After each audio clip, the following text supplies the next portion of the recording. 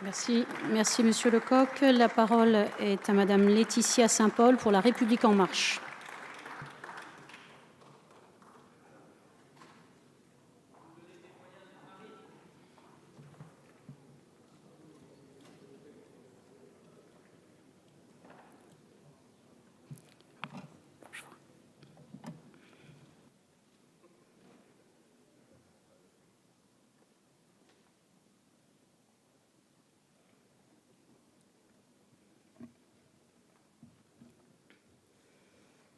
Madame la Présidente, Monsieur le Ministre, Monsieur le rapporteur, chers collègues, le transport de marchandises par mer devrait doubler d'ici à 2030.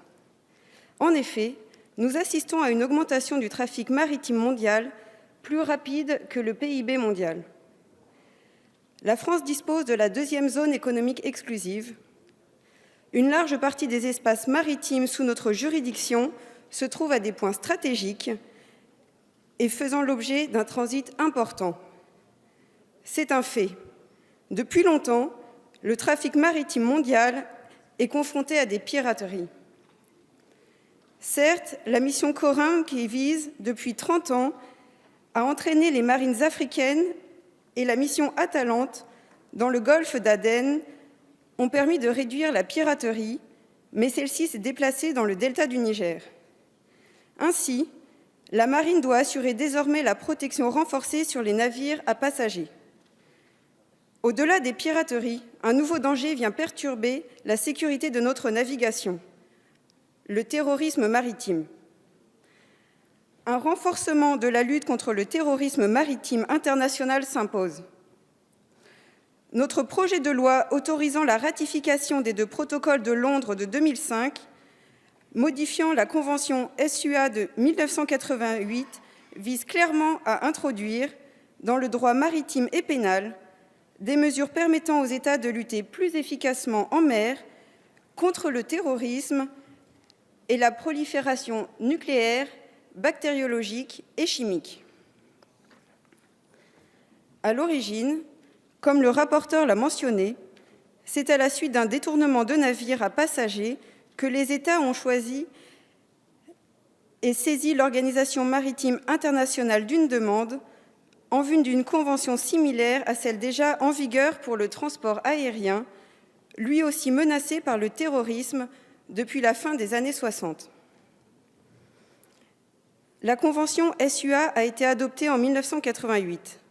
Concrètement, à travers cet arsenal juridique, les États sont tenus, par exemple, de s'accorder l'entraide judiciaire ou encore de se coordonner, y compris par l'échange de renseignements, pour prévenir la préparation sur leur territoire des infractions visées par ladite convention.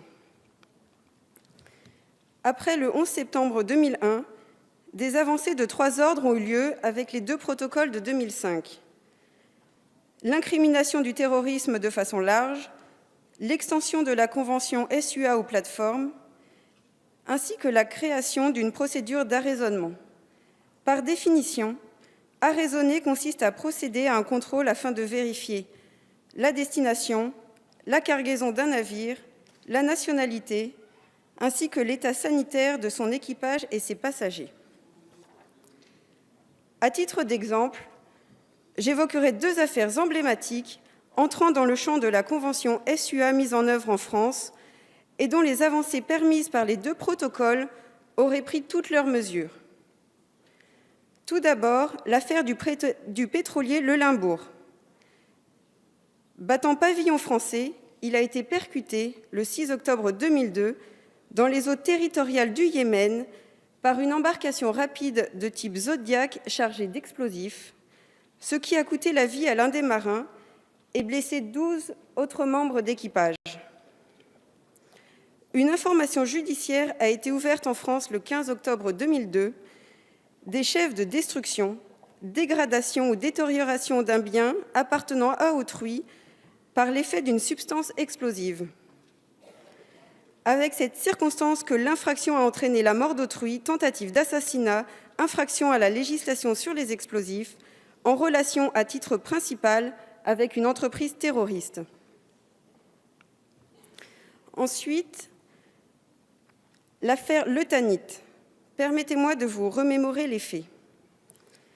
Un voilier français de plaisance, le Tanit, à bord duquel se trouvaient 5 personnes de nationalité française, dont un enfant de 3 ans, a été détourné le 4 avril 2009 par plusieurs individus de nationalité somalienne alors qu'ils naviguaient dans les eaux internationales au large des côtes de la Somalie.